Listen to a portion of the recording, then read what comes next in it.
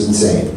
And we had to name the character. So, now, what are we going to name the character? I went around with a legal pad and I took a poll. I literally asked everybody in the company, what should we name this game? And people gave me their ideas. I had probably 50 or 60 ideas for names for the character. The only one I remember, I don't know, I think I remember because it was so weird to me and I thought it was ridiculous, Arnie Aardvark. Can you think for a minute, if the game was called Arnie Aardvark, would it be as good of a game if the character was Arnie Aardvark? I don't know, maybe it wouldn't matter. But we rejected all of those names and we decided, okay, we gotta have a meeting. Let's have a brainstorming meeting. So now you got like 10 grown men. I mean, I was in my 20s, but still, you know, you got grown men sitting in a conference room trying to decide what to call this character. And this meeting went on for like 2 hours. And, you know, we're just frustrated and people are throwing out ideas and nothing's sitting or clicking. And at one point, somebody, it might have been our art director, Rich Tracy, somebody came up and wrote on the whiteboard, Hubert. And we're all like, okay, why? He's like, I don't know, it's cute. It's a cute character, it's a cute name, Hubert, goofy. Yeah. And then somebody else went up. And they erased the H and they put a C. So cubes, right? The game has cubes. Hubert. And everybody's like, oh, you may be onto something here, you know? And then somebody else went up and said, wait. And they erased the CU and they put a Q dash. And we're like, we might be able to go home today. Right? And then Jeff Lee goes up and he makes the dash into an asterisk. Yes, this is it, Cupid. Suddenly we all knew in a flash this was going to be, it was really kind of a momentous moment, and we literally all just knew that was it, and there you go. Name was Cubert. The Knocker. So Cubert has this really interesting feature that a lot of people love, which is that when he falls off the pyramid, there, after like maybe a half a second delay, there is a knock at the bottom of the cabinet. This was the idea of a guy named Rick Ty, who's one of our engineering techs, and you know, people would constantly give me ideas for this game. And that was kind of the environment we had. We all just talked to each other about our games and what we were working on. And you know, I was not ashamed. If somebody gave me an idea that I liked, I was like, yeah, I'll do it. I mean, I probably could write a book about all the ideas I didn't take, but this was a great idea. So we installed a Pinball Knocker, which, by the way, is something that looks like this. And it's a little piston that just, you trigger it in code and it hits the side of the cabinet or the bottom of the cabinet. The thing is, it made a knocking sound. You know, like somebody knocking at your door. That's not what I was looking for. I really wanted something that was more of a thud, like a body hitting the bottom of the cabinet. And we tried a bunch of things, and the thing that we ended up doing is we took a little piece of foam rubber that had some, you know, thickness to it, and stuck it on the cabinet where the piston hit. And that really sounded great. It sounded like a thud, like a body or a sack of potatoes hitting the bottom of the cabinet. By the way, if you guys have a Cubert cabinet with a working knocker, I highly recommend you do this. You might need to try to find a little piece of foam that has the right density, but you get the right one and it sounds beautiful. So I was very excited. I love this feature. And we brought it to management, we told them about it, and they were excited, but they were like, you know, to get somebody, a worker, to go into every cabinet and put that foam just in the right spot, they said, it's going to add $15 of labor to each cabinet. We're not going to do it. We'll do the knocker, but we're not going to do the foam. So I was disappointed. So people love this feature, and it's great that you all love it. I unfortunately know how much better it could have been. So it's always been a bittersweet thing for me. As the game kind of came to completion, then it became about, okay, the features are all there. I need to tune it. So we needed to test it and tune it, and this is a part of making any game. This is my first time doing this, so I didn't know what I was doing. Let's see, what do we got here? So there's three kinds of testing. You've got in-house testing. That's with the people who you work with. just walk by and play your game and tell you their 2 cents. We had that. We had location testing in local arcades, which, you know, all the big manufacturers did. Stern, Midway, Bally, Midway, Williams. They all had their own little arcades that they would always put their games in. We had the same. And that was a real experience, because I went out into those arcades and watched people play the game. But I'll never forget, there was one time this little girl walked in, put her quarter in, pushed the joystick, fell right off the pyramid. She gets her next life. Just pushes the joystick, falls right off the pyramid. I'm sweating. I'm like, oh Jesus, this is not good.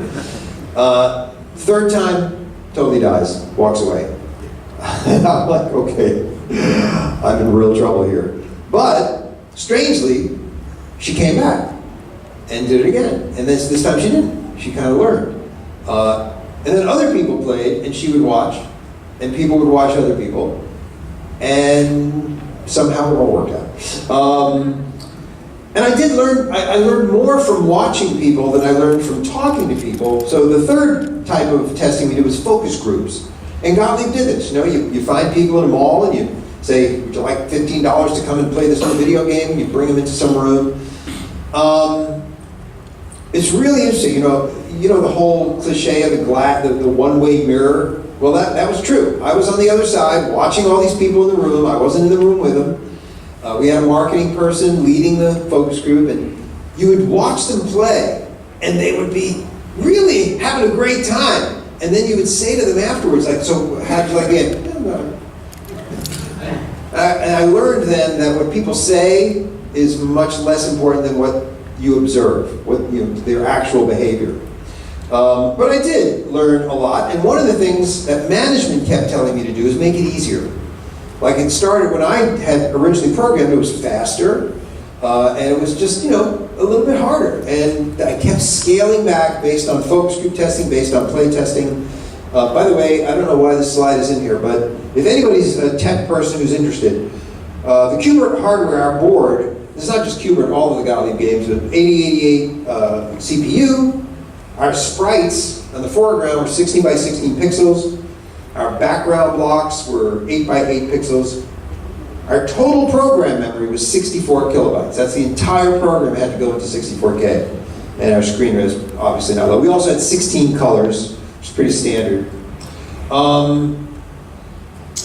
Anyway, the game got done, it got tuned, and it was released. And it started rolling off the assembly lines, which was, an amazing thing for me to see, to go down to the, plant and just look at row upon row of Qberts. Amazing. And then it started to filter out into the world. That fall, November 1982, it was shown at a trade show. Sorry, this is such a dark picture, but this is the AMOA. It was the coin-op industries big trade show in the fall, and Qbert was a big hit. Here's a page from a magazine. I'm going to show you a blow-up of that picture right in the middle. Gottlieb's new Qbert game is the center of attraction as designer Jun Yum, he was actually the hardware designer, not the game designer, Gottlieb president Boyd Brown, and programmers Warren Davis and Howie Rubin, also Howie Rubin, not a programmer, he was our VP of business development. So this is a lesson in how print gets things wrong. And they do. By the way, if anybody's ever seen the Qbert Wikipedia page, that story is not exactly right. They have gotten a lot of the details wrong. And I tried to go into Wikipedia once to correct it, and then I went back 2 weeks later and they had changed everything back to the wrong version. And I changed it back again so it was correct, and they changed it back to the wrong. And then I noticed there's a discussion tab on every Wikipedia page. And so I went to the discussion tab and said, I saw this conversation of people from Wikipedia talking about some guy that keeps changing the Qbert page. He says he's W.B. Davis, and I'm like, then I started typing in and I thought, yes, that's me. I programmed this game. I'm correcting your article. And they said, well, it's not, we can't accept your version of the story because you were involved. They said, I'm not kidding. They said, it has to be verifiable. So in Wikipedia, it being true is less important than it being verifiable. So if somebody publishes an incorrect account of something anywhere on the internet, then Wikipedia would rather take that version than the true version. Just letting you guys know. Anyway, but Qbert did really well right out of the gate. I was just stunned. This is again from Trade magazine saying how Qbert is one of the most outstanding games of the show. This is from Playmeters, one of the industry magazines. Qbert heads the list as Playmeters' in-house choice for top game of the AMOA show. All of these guys, there's 4 people here who picked Qbert as number 1. Amazing. I was, I was thrilled, but at the same time, I couldn't exactly enjoy the success because there were some problems. We started getting word back almost immediately, within a week or two of this thing being in arcades, that people were playing for hours on one quarter. This game that people in-house were like, it's too hard, it's too hard, it's too hard. Suddenly, out in the field, people are playing it for hours. What were the problems? The problems were, well, it was too slow, it was too easy, and it was not challenging enough. So I thought to myself, how do I fix these things? Well, I thought, I'll make it faster, harder, and more challenging. And so I created a game called Faster, Harder, More Challenging Qbert. I'm still stunned to this day that nobody, how many hands here, how many people have seen a working version of Faster, Harder, More Challenging Qbert? See, that just stuns me. This is my Qbert of choice. To me, this is the Qbert that should have been. It is faster, harder, more challenging, but I also think it's more fun. It came out, I shouldn't say it came out, it was never officially released. And it was right after Qbert went out. I immediately started working on this version. It was done within a couple of months. The regular Qbert was barely filtering out into the country because it took a few months for them to build that many. And and then another thing happened. I don't know if you noticed, but in the previous slide, Faster, Harder, More Challenging Qbert is a Milestar game, not a Gottlieb game. And this is kind of a fun story. So Gottlieb was owned by Columbia Pictures, which was owned by Coca-Cola. Somewhere along the line, the powers that be at Coca-Cola or Columbia decided that the name of the company shouldn't be Gottlieb anymore. Despite decades of history with the Gottlieb family didn't own the company since 1977. I don't know, let's make it a name for the future. So they called us all together, and they had this big cardboard thing with a sheet over it, and they had this big dramatic official thing where they pulled the cardboard down and showed us the new name of the company, Milestar Electronics.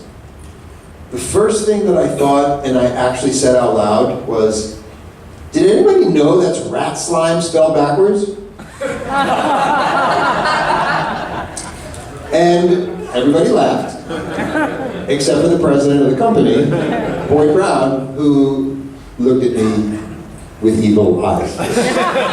But, hey, they paid all this money to come up with this name. Now it's rat slime spelled backwards. Let's see, here's a little bit of Faster, Harder, More Challenging Qbert. So here's some differences. One thing, the discs move. They're not stationary. Also, when Slick and Sam come down, they change the cubes into a pattern that Qbert cannot change back. There's also a new character called Qbertha, who kind of is like Coily, but she is a female Qbert who loves and wants Qbert. And you have to lead her over those patterns to change the cubes back. And the whole progression of the game is different. Anyway, it also had a bonus round where you were just no obstacles and you were just timed. You had a million Slick and Sam's fall, and you had to get as many cubes changed to the right color. Anyway, it was just a different, little differences and sort of reorganized. But to this day, this has always been my personal favorite Qbert. Anyway, oh, by the way, then the next thing that happened was in the fast forward to the 1990s.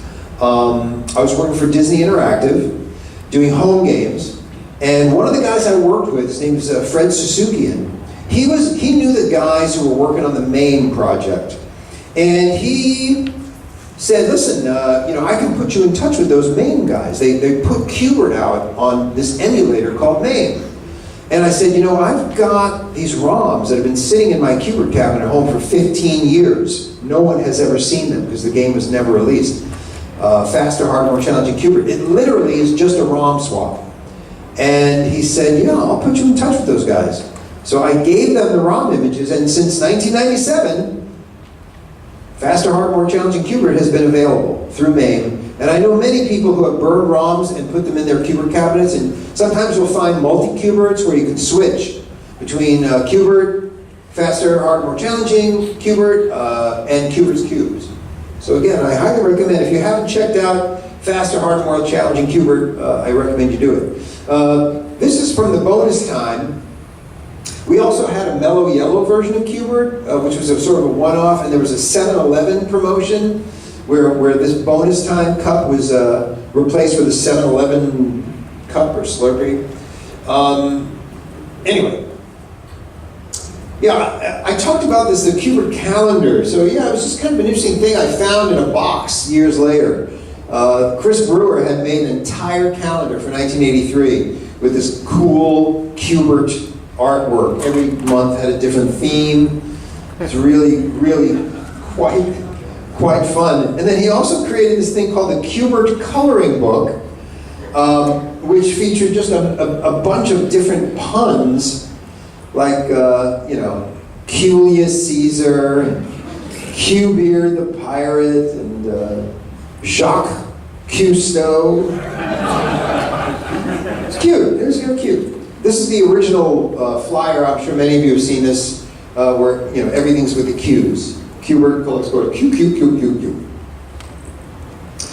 So the aftermath. 1983 was a crazy year because the game was coming out, the game was popular, and nobody was more stunned than me. I was very grateful, glad people liked something that I had created, and it was kind of crazy. So this is from Electronic Games. This is from Electronic Games, an article by Roger Sharp. Is this the next Arky winner? Qbert did actually win an award in 1984, Most Innovative Game from, I want to say Electronic Games Monthly or something like that. This is from USA Today. USA Today. This was like mainstream. A lot of magazine covers. Look at this. John Mellencamp leaning on a Qbert. That just blew me away. Also, anybody remember the movie Moscow on the Hudson? I was always told that Robin Williams was a really big Qbert fan. He loved the sounds, he would imitate the sounds. And there's this movie from that era called Moscow on the Hudson, starring Robin Williams, and there's a scene where he's kind of dejected, and he's in some place that has a Qbert, and he goes over and plays Qbert, and there's a close-up shot of Qbert jumping off, and goes, there was also this article, oh, here's just some more stuff, Japanese. There was an article in a video games magazine that made a big deal. The thrust of the article is that most of the hit video games at the time were Japanese. And now Qbert and Joust came out at around the same time. And they were both American. So that was the theme of the article. They heard these two American-made hit video games. Interesting thing, Gottlieb would not let the magazine publish our names. So I was referred to as D. Zeiner. That was my name. Jeff Lee was referred to as Artiste. And Dave Field was referred to as J. Walkman. And we were a little upset that they wouldn't let us use their names, our names. They were being protected. They didn't want us to be poached by another company. The funny thing is that the other side of the article about Joust, Williams let everybody's name get mentioned. John Newcomer, Eugene Jarvis, Ken Podesta, everybody, people's names are just mentioned.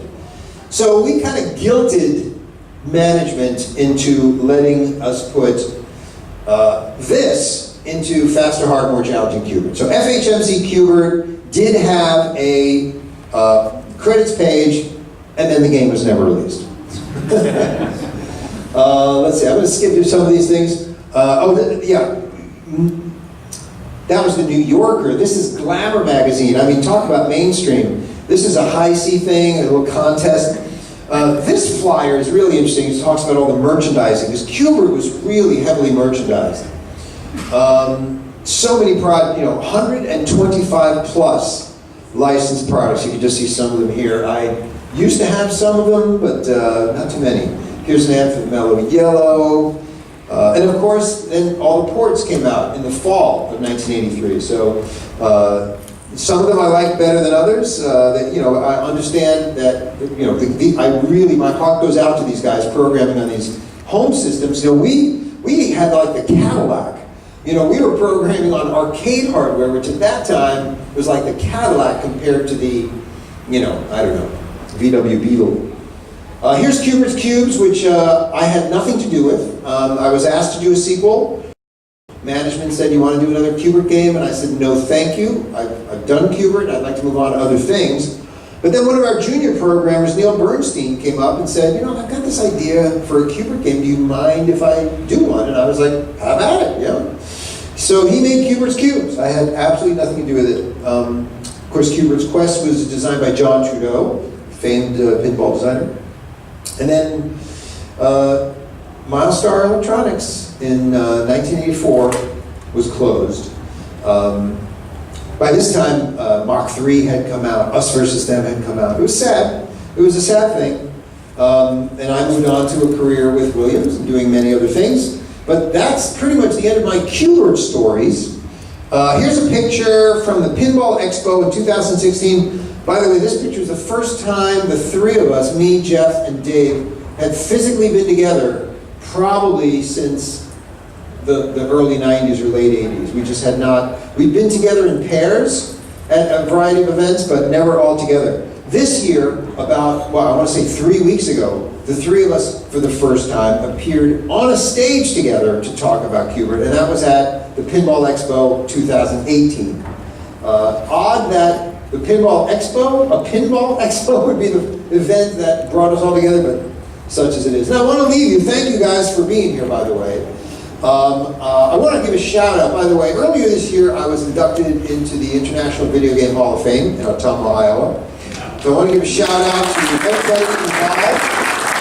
And I want to highly recommend, if you've never been to Ottumwa, Iowa, go visit. It's a historic place when it comes to video games. And I think you'll have a good time there. And there is a museum there. And say hi to all the folks there for me. I want to leave you with this image. This image will be burned into your minds and seared there forever. I found this randomly. But yes, you too can be dressed as Qbert for next Halloween, so. Anyway, quick, any questions? I probably don't have much time, but yeah. I was curious, since you're so much the Qbert guy, since you had so much success, I refer to you as the Qbert guy, and when I speak about you, I do. When you have that much success in an area, were you ever typecast? And what I mean is, in the circles for example, I've met Peter Brady. Peter Brady's always Peter Brady. He's never going to be anything but Peter Brady. So do you ever feel you were marginalized because you were the Qbert guy? That's what you do. You can't do a space game. You can do a Qbert game. Right. Good question. The answer is no. No, I never felt that. Even when I went to Williams, I'll have to admit that as the Qbert guy, of course at Gottlieb I did Us versus Them, which was a space shoot 'em up. So even at Gottlieb, basically the success of Qbert ironically gave me free reign at Gottlieb to do anything I wanted. And there were a couple of games that are unreleased that I started working on. that again were nothing like Q*bert, nothing like any other game, and then there was Us versus Them, which is nothing like any other laser game even. That is kind of, to me, Us versus Them is a more interesting story, by the way. But when I left and went to Williams, I thought that I would be seen as the Q*bert guy.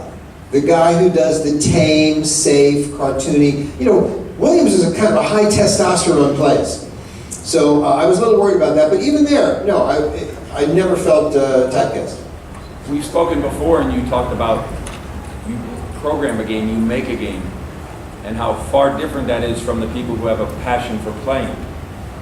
I'm just blown away by the fact that they're making a second Q*bert, Q*bert's Cube. You have no sentimental value. You said, no, I don't want to do it. You're like, that's crazy. No. I'm crazy. Yeah. Yeah. Any other questions? Yeah. Yeah, so for all of the rumors about the possible fear, did you feel there was any drop in the performance of either format, or it had already started to drop before? So the question is, was there a drop in the performance of Q*bert in the arcades when the ports came out? And I would say no. I think, you know, the arcade experience, especially then, is such a different experience from the home experience. And the arcade machines really were, at that time, you know, so much better graphics, performance. Many of the home ports just really weren't up to the feeling of playing it in the arcade. So it really didn't have any effect. It just meant that people could play it at home and get something like the performance. I remember like ColecoVision had a really good port. But, you know, the other thing is the arcades were a place back then, and even now, where you'd go there to be social. You'd go there to show off your skills. And that's another thing you can't do at home. So, yeah, there really wasn't, it didn't have an effect. How early in the design process was the monitor orientation decided? Pretty early on, because I wanted to get 7 rows, at least 7 rows. I was hoping to get 8 rows, but I got 7 rows comfortably. If it was turned horizontally, those cubes would have been squished, as you can see in some of the ports, which have to be on a horizontal monitor. I've owned a Q*bert for several years now, and a couple of years ago I think I was in reproduction starting markings. And swapped it out with my original one, and I was walking across my basement holding the original marquee in my hands, and I happened to have it upside down, so I was looking at the light side, and I caught the glare just right, walking under a light, and it's actually a faster, harder, more challenging marquee. It was printed with lettering, and then I guess it was overprinted. Wow. Standard marquee. Okay, that's interesting. Do you know anything about that? I still have it, honestly. Yeah, that's a... You see it if you look at it from the back. Yeah, that would be a real rarity. The faster, harder, more challenging Q*bert did go out on test. Okay. So that's probably what that is from. But again, it was so, like, original Q*bert had barely penetrated the market. So, and again, I didn't make that decision. I was kind of confused. My thought was, let Q*bert play its course, and then you got something you can throw out as a kid to keep people interested or to get people who are mastered Q*bert, you know. So it was always mystifying to me that they put it out on test so quick, decided to shelve it so quick, and then never revisit it. I still, to this day, don't understand why they You did ever that. recall seeing that marquee? Was it ever used on the test? Well, I remember that it went out on test, so yes, I do remember that there was a faster, harder, more challenging Q*bert marquee. I haven't seen one in years, but yeah, I do remember there was one. Anybody else? In the back? Yeah, one quick question about royalties. Are you still able to get royalties from Q*bert, or does anyone own it now? Or? I'll tell you the royalty story. So, you know, there was no royalty program at Gottlieb when I started working there. And after Q*bert and after Mach 3, which was also a huge success, Gottlieb decided, you know what, we should have a royalty program.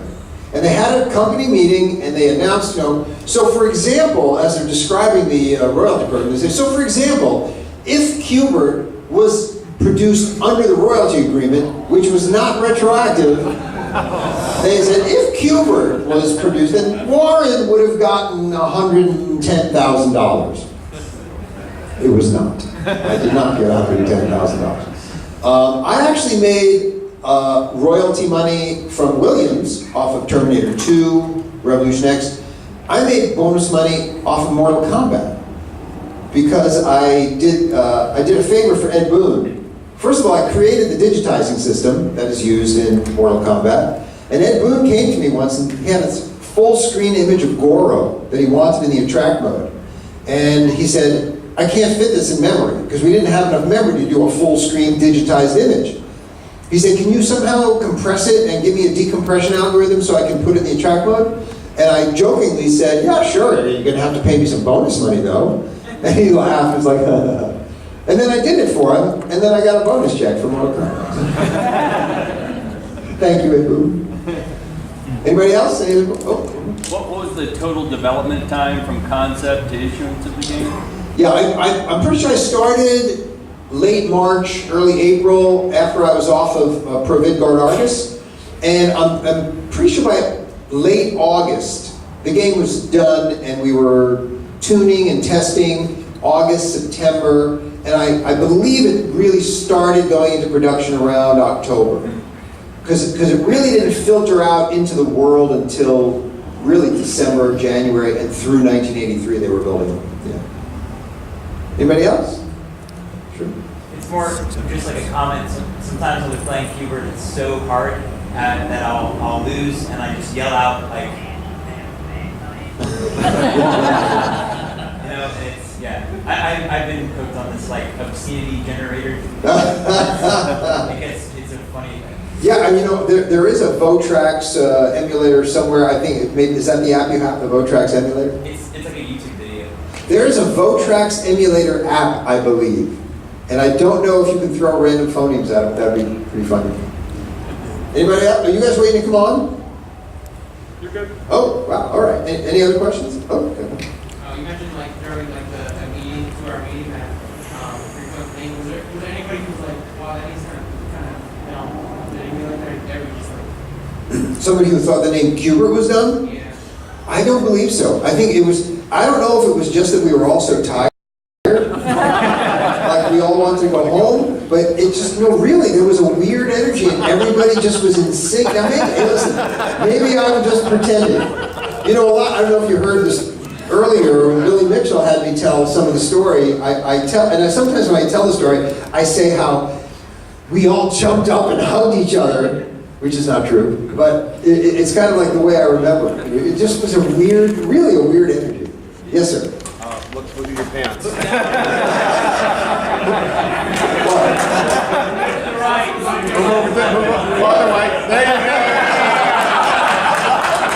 I can't see it. What is it?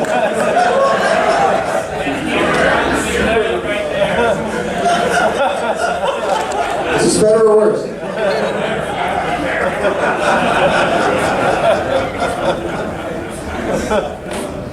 Any other questions? Oh, I couldn't see it looking down. I couldn't see it. Well, guys, listen, thank you so much for coming. I really appreciate being here. It was a great show.